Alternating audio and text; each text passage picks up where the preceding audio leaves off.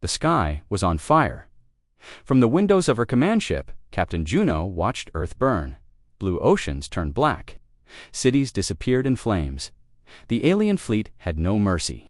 They came from the stars without warning, and now they were turning humanity's home into dust. She could hear screams over the comms, civilian ships trying to escape, military units calling for help, but help was not coming. Earth was alone, the Galactic Union. The same alliance that Earth had joined 50 years ago had betrayed them. They said Earth used banned bioweapons in a border war. But it was a lie. Juno knew it. The Earth government knew it. But the Union didn't care. They needed a reason to push humans out, so they gave it one. One by one, the Union planets turned. Against Earth, they blocked supplies. They closed trade. And finally, they sent fleets, big ones, with advanced alien tech. Earth fought hard, but the enemy had more ships, more weapons, and no guilt. Juno gripped the edge of her command table. Her knuckles were white. Her ship, the Soul Runner, was one of the few still flying. Most of Earth's defense fleet had already been destroyed. The last human station over the moon had gone silent 10 minutes ago. Rami said with a shaking voice, "We have to go. Earth is lost." Juno didn't answer. Her eyes stayed locked on the fireball below. Her family was still down there. Her brother, her mother. She had promised to protect them, but now she couldn't even save herself.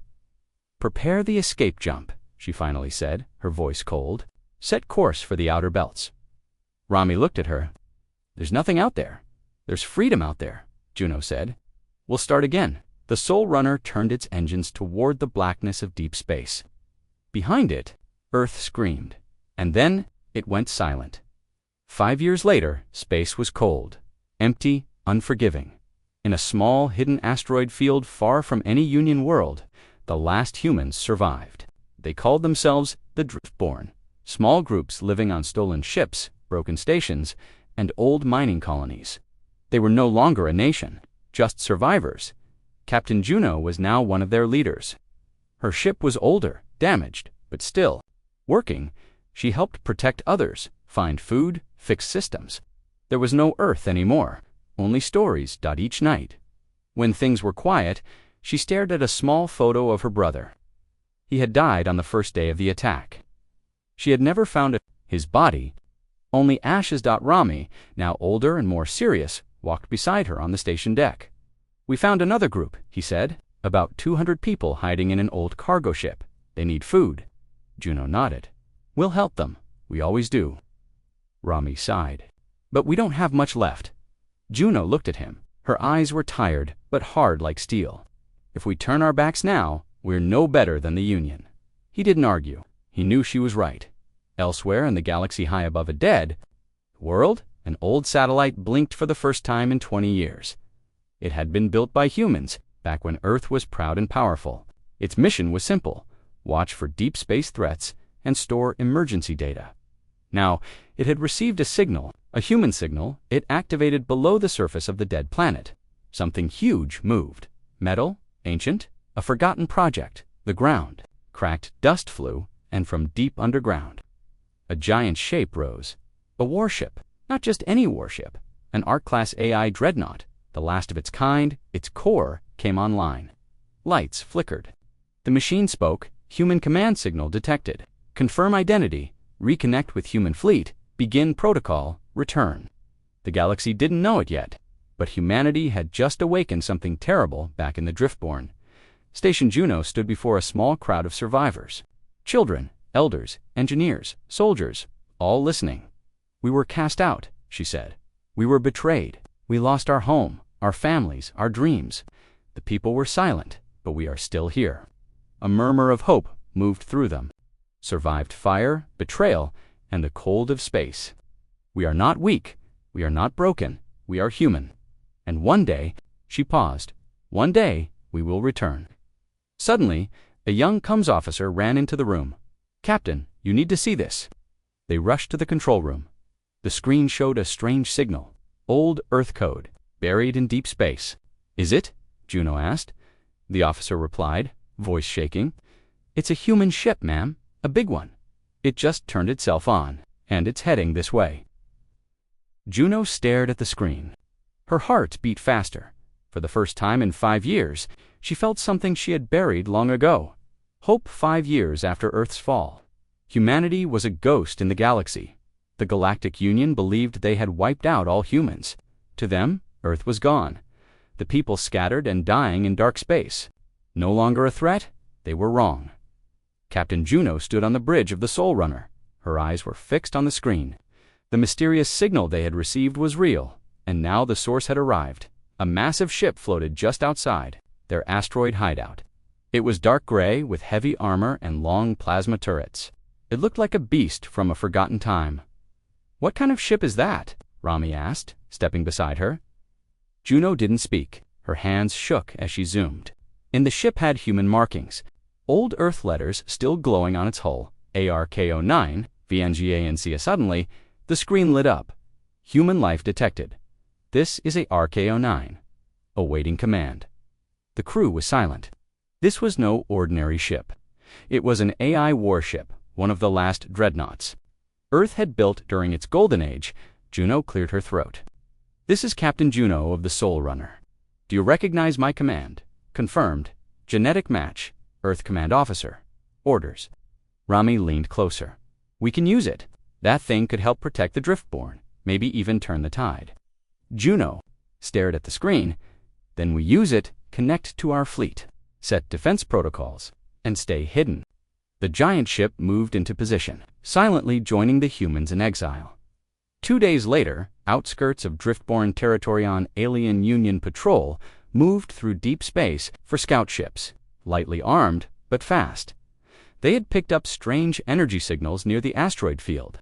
The Union didn't believe any humans had survived this long, but orders were clear. Search and destroy anything human. Inside the lead ship, Captain Rees, a cold-blooded YDARII, smirked. "I hope they're alive," he hissed. "Killing humans makes the day go faster." They dropped out of warp near the edge of the asteroid belt at first. Nothing dot, then a signal jammed their sensors. Their ships flickered. Lights went dark. One by one, they lost control.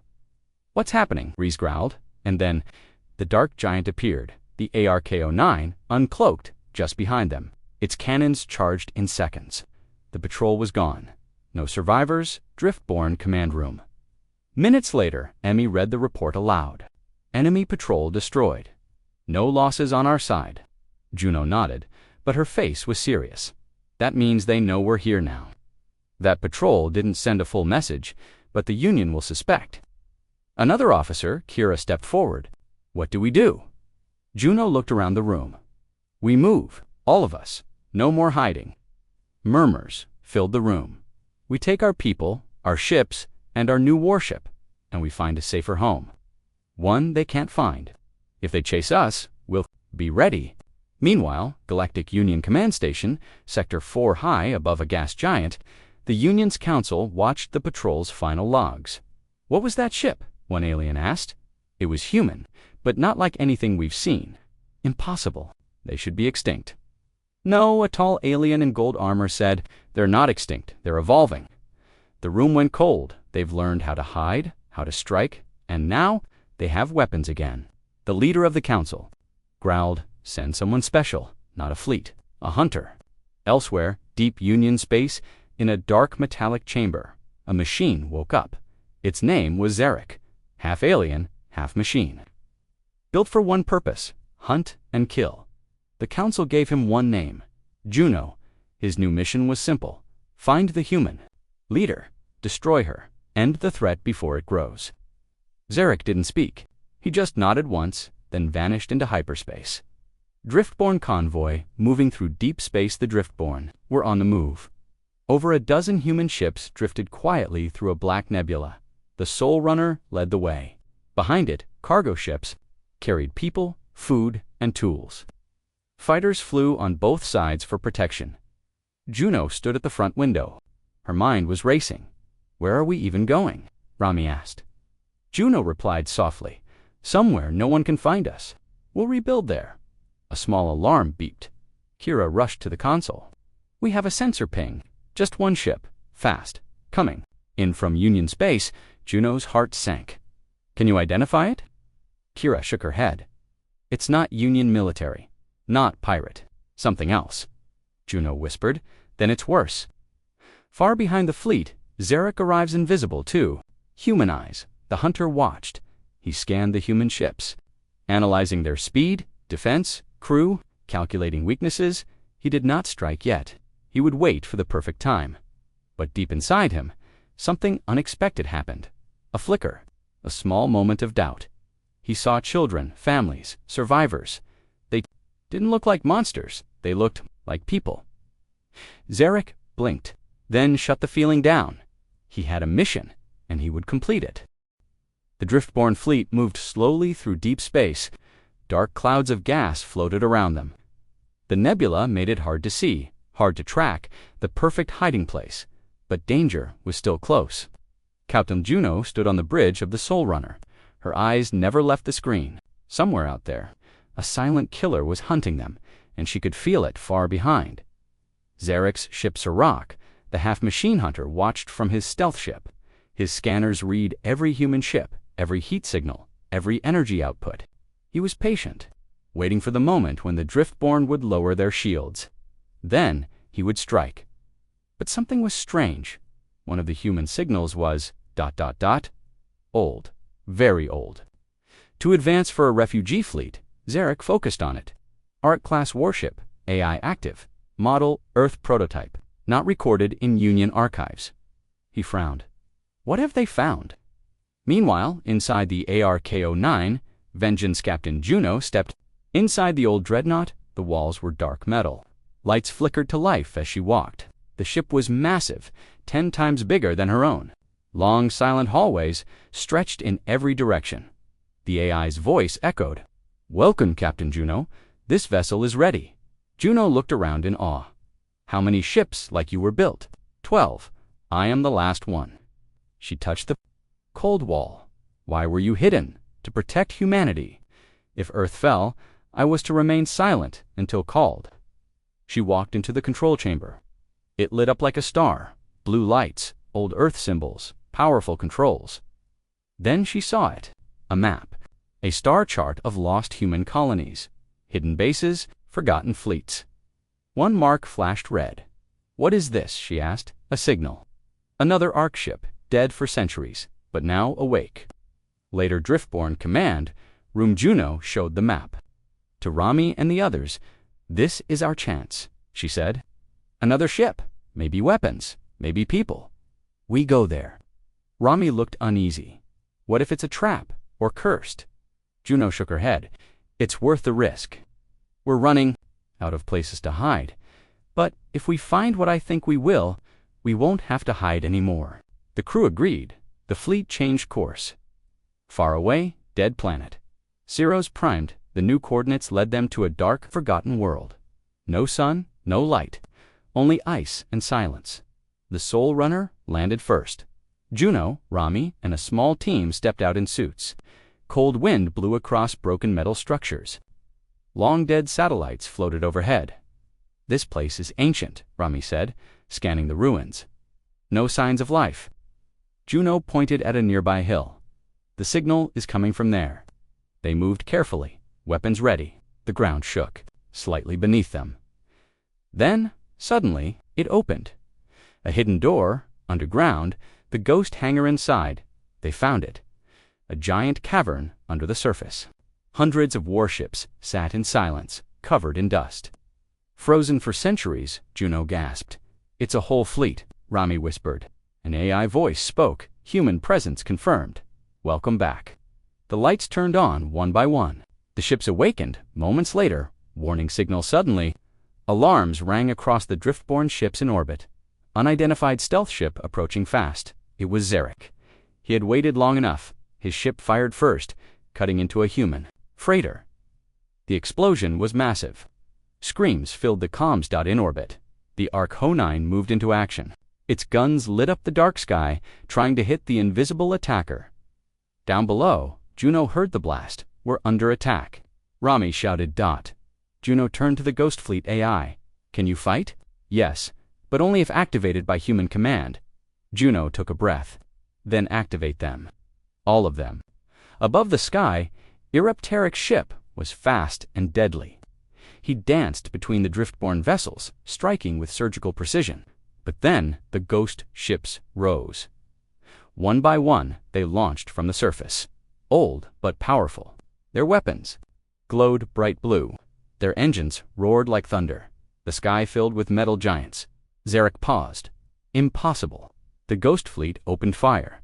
For the first time, the hunter had to retreat. His stealth was broken. His speed matched Dot. He vanished into the black. After the battle, victory, and mystery, the driftborne had lost a ship. Lives were gone.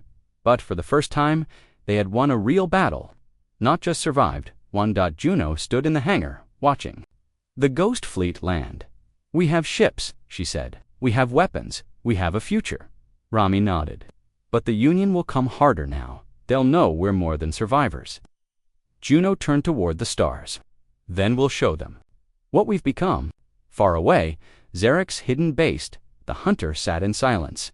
He watched the battle replay again and again. The humans had changed. They had strength, unity, even mercy. He remembered Juno's face, the leader who didn't run. Something inside him was shifting. He whispered to himself, "They are not what I was told." Darkness surrounded him. Zarek floated alone in his ship, deep inside a cold nebula. No sound, no light, just old stars and dead comets. His systems were damaged. His hull was cracked. He had never failed a mission before. But this time, humans had surprised him. He remembered their ships rising like ghosts from a dead world.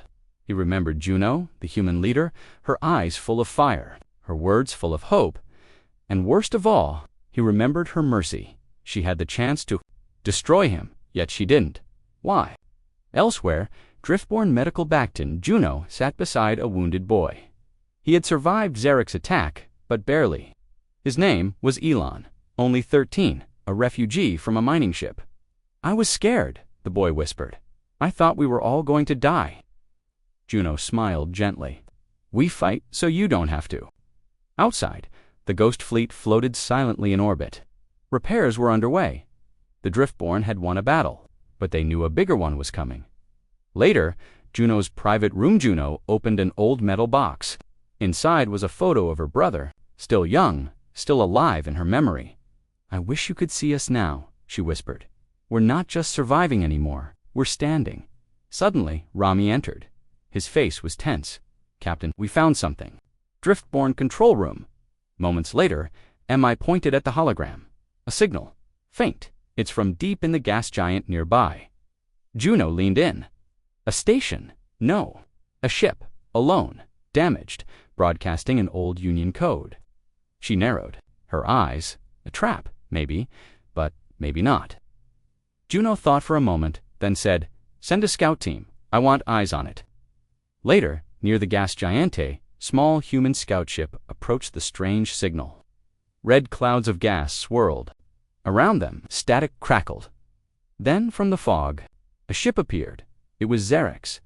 But something was wrong. No weapons were armed, no shields, no movement. The human pilot radioed back. "Captain, it's him. But he's not fighting. He's waiting." Back on the Soul Runner, the room was silent. Juno stared at the screen. Zarek, her enemy, was floating peacefully near the storm. Rami shook his head.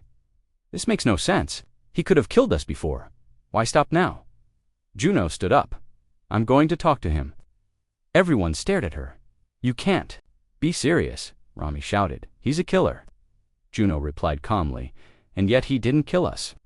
Aboard Zarek's ship, Juno entered alone. Her sidearm was loaded, but not drawn. The ship was cold, like a tomb. Wires hung from the ceiling. Lights flickered. Then she saw him, Zarek, sitting quietly, not attacking, not running. "You came," he said. His voice was deep, metallic, but not without feeling. Juno didn't smile. "Why are you here?" "I had a mission," he said, "to destroy you, to end the last of your kind." And he looked at her, his eyes artificial, but thoughtful. "I saw your people. I saw mercy. I saw strength without hate." The Union lied. Juno stepped closer, but stayed cautious. "So what now? Are you giving up?" "No," he said slowly. "I'm changing sides." Juno's heart skipped. "You want to join us?" I want the truth, he replied, and maybe I want redemption. Back on the Driftborn station, hours later, some wanted to kill Zarek. Some feared him, but Juno made her choice clear. Stays. For now, if he betrays us, Rambi asked, then I'll be the one to end it, Juno said. Later that night, Juno and Zarek talk. They stood at the edge of the observation deck, watching stars drift by. You were built to kill. Juno said, yes, Zarek replied, but I was not built to feel. And yet, here you are. Zarek looked out the window. I was told humans were weak, emotional, dangerous, but I've learned something else. What? You fight for each other, not for power. That is not weakness. That is your fire. Suddenly, alarms ran into the room, Captain. Multiple Union ships detected. They found us. Everyone rushed to their posts. On the screen, 3 large Union warships were approaching fast. They're not here to talk, Rami said. Juno turned to Zarek. Are you ready to prove yourself? He nodded. I will fight with you. Final battle scene, part ending. The Ghost Fleet launched into formation. The Driftborn fighters followed. This time, they had a new ally. Zarek's ship joined the front line. The battle began. Explosions lit up the sky. Human ships moved like wolves in a storm. The Arco 9 tore through enemy hulls, and Zarek, fast and deadly, fought harder than ever before. Juno led the charge. Together, they won. Barely. The battlefield was quiet. Smoke drifted from broken ships. Sparks flashed in the dark. Pieces of metal floated slowly in space, but the Driftborn were still alive. They had survived another attack. 3 Union warships were gone, and now something had changed, something big. They had started winning. Captain Juno walked through the hangar bay of the Soul Runner. Engineers worked hard around her. Pilots cleaned their ships. Children brought water to wounded fighters. She stopped in front of a tall man with metal arms. It was Zharok. No longer an enemy. Now, an ally. You fought well, Juno said. Zarek nodded. I protect what I believe in. That includes your people. Now, Juno looked at the others. No one cheered, but no one stopped working either. That was enough for now. Driftborn command. Room 1 day later, the Ghost Fleet hovered nearby, recharging. The Soul Runner was still in command. All ships were connected through one central signal. Rami showed a map on the screen. Red dots filled the galaxy. Union territories. But now, blue dots began to appear too. More humans, he said. Old outposts, hidden ships. People who ran after Earth fell. They're responding to our messages. Juno smiled slightly. They're ready. They're waiting for someone to lead. She nodded. Then let's lead. The Cal Juno stood in front of a camera. The signal was sent across deep space, bouncing from system to system. Her voice was calm but strong. This is Captain Juno. Of the Driftborn, we were cast out, forgotten, hunted. But we are still here. To any human hearing this, you are not alone. We have ships, we have strength, and we have hope. Join us. Let's rise together. A week later, new allies arrived. The Driftborn fleet grew. Cargo ships arrived. Old warships from Earth's colonies joined the formation. Small fighter groups responded to the call. One by one they came. Some were rough, some were broken, but they all believed in one thing: the return of humanity. Training and Unit Azarok began training the new recruits. He taught them Union combat, tactics, how to fight smarter, faster, and harder. Kira, the communication officer, helped connect all ships into one network. Now the Driftborn could act as a real fleet. Rami led the engineering teams. The Ghost Fleet was being upgraded with fresh parts and energy cores. Everything was changing. The Driftborn were no longer just survivors. They were becoming an army. Small victories. The fleet began small attacks, silent strikes on Union supply, lines, weapon depots, and prison ships. On the planet Varela, they freed 200 human workers. On Station 7X, they stole a prototype stealth drive. Each time, they moved fast and disappeared like shadows. The Union grew nervous. News spread across the stars. Humans are rising again. Inside the Union Council, panic Hylian leaders shouted at each other. Some wanted to crush the Driftborn with full force. Others were afraid of war. "They're not just rebels anymore," one alien said. "They're becoming something stronger." The High Chancellor growled, "Then we must act, before they grow bigger." But one voice was silent. A female alien with bright silver eyes. She whispered, "Let them rise. They will burn brighter before they fall." Back on the Sol, runner Juno watched her growing fleet from the window. Hundreds of ships now flew under her command. Rami entered the room. Another message came in. He said, "From Sector 9, a colony thought lost." Juno looked at the screen. It was a human face, older, scarred, but smiling. "We're with you," the message said. "Just give us a target."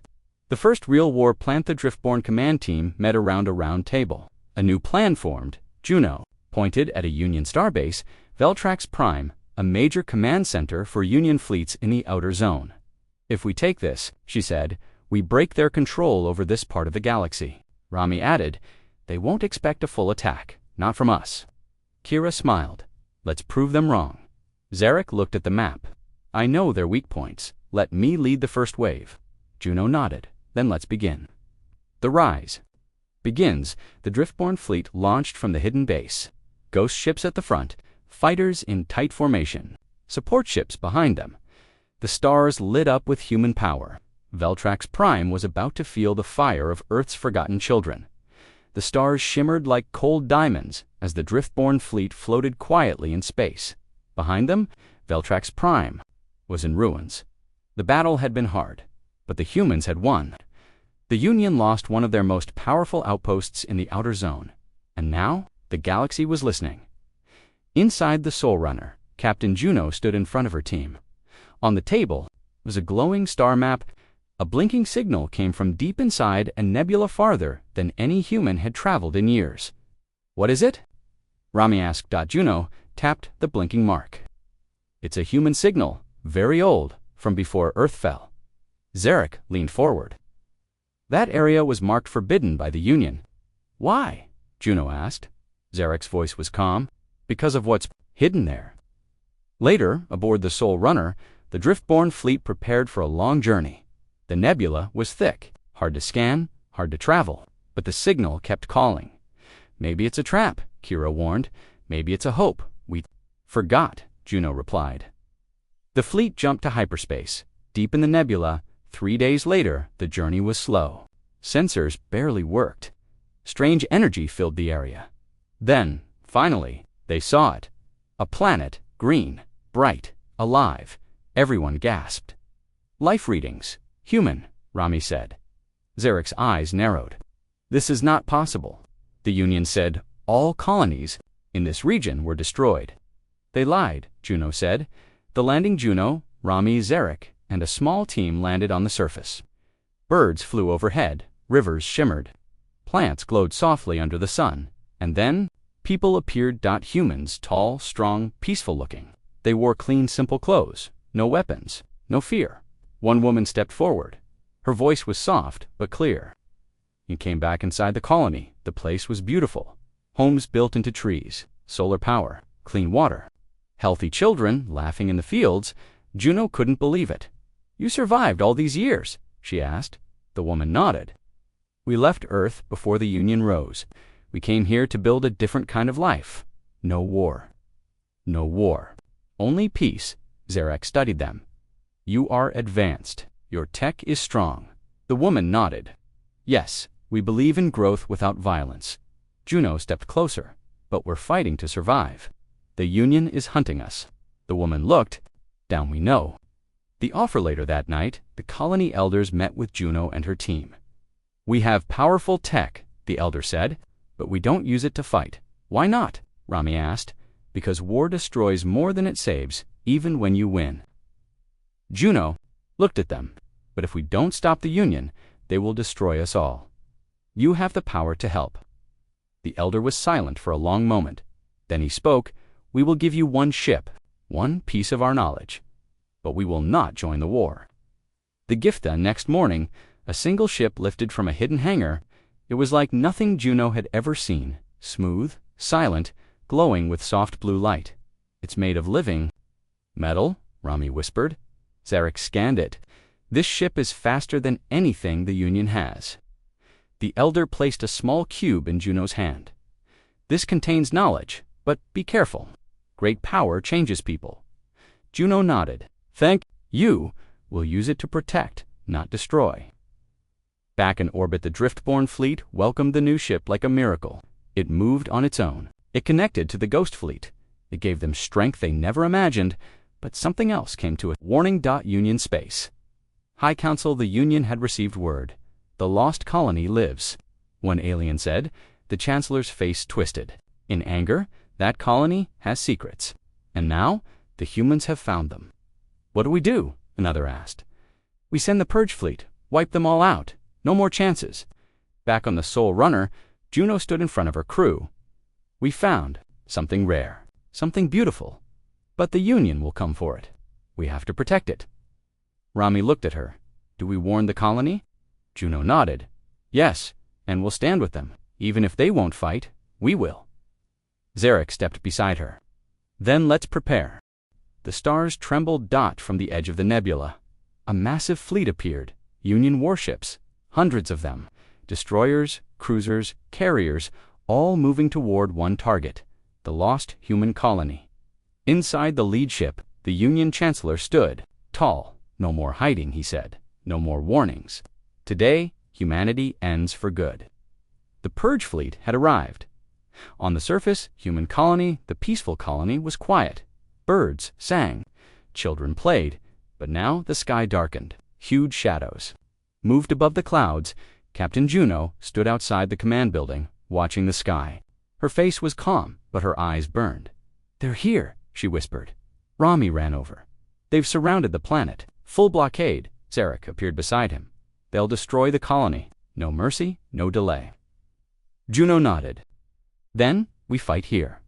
We fight now. The final plan inside the Driftborn war room, a plan formed. Juno pointed at the star map. They have the numbers, but we have position, and we have the element of surprise. Kira added, our living ship can cloak. It can break their center from inside. Rami said, the Ghost fleet will attack from the far side, hit their backline. Zarek's voice was sharp, and I will go alone. Straight into their command vessel. Everyone looked at him.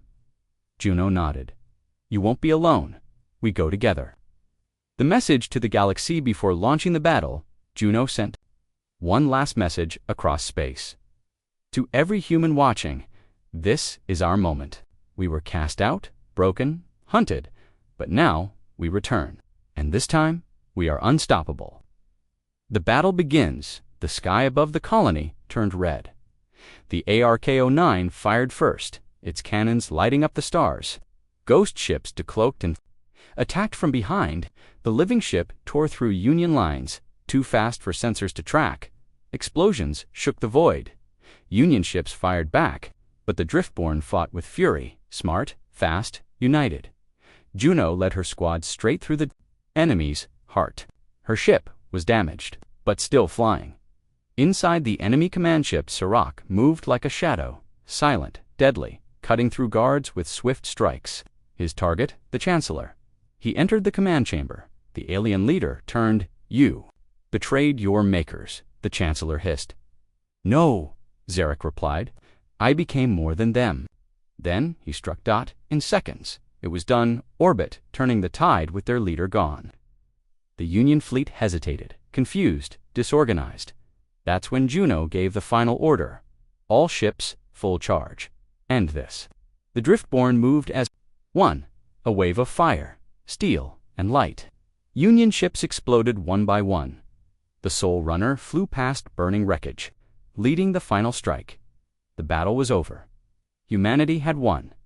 Aftermath, silence, and sunrise the next day. The sky was clear again. Wreckage floated in orbit, but no more threats remained.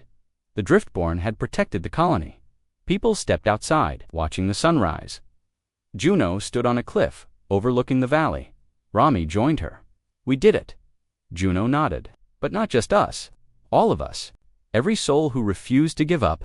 Zarek arrived, slightly damaged, but standing tall. The Union will never be the same after this. No, Juno said, because now were not hiding anymore. The war was over, the Union's purge. Fleet had been destroyed, their leader was gone, and the Driftborn stood victorious, not just in battle, but in purpose. Humanity had done the impossible. They had come back from the ashes, and now they would decide what came next.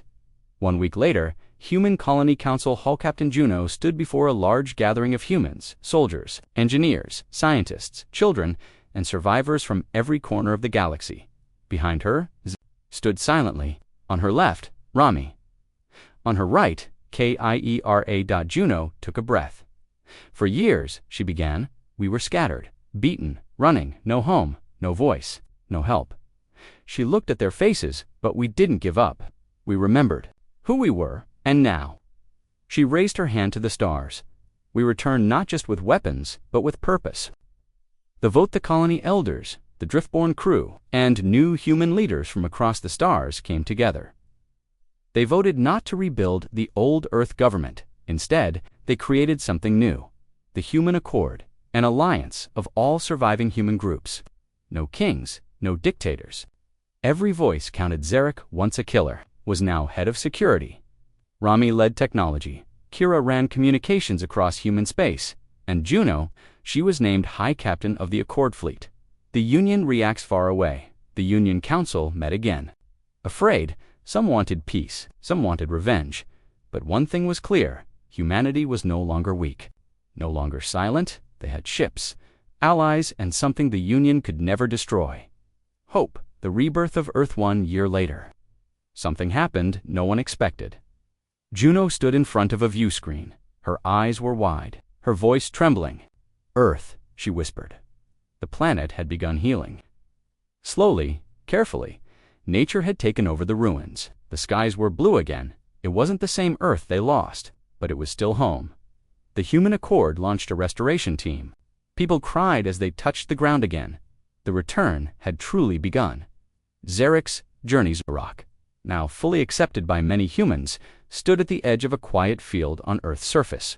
Children ran past him, laughing. No fear, no hate. Looked to the stars, his voice quiet. I was made for war, but I found peace. He placed an old Union badge into the soil and walked away. Legusa Juno stood in front of a new monument built on Earth. The metal statue showed not one hero, but many. It showed a child holding a broken Earth flag, a pilot standing behind her, a mother shielding her baby, a soldier offering help to an alien refugee. At the base it said, we were cast out, but we came back unstoppable.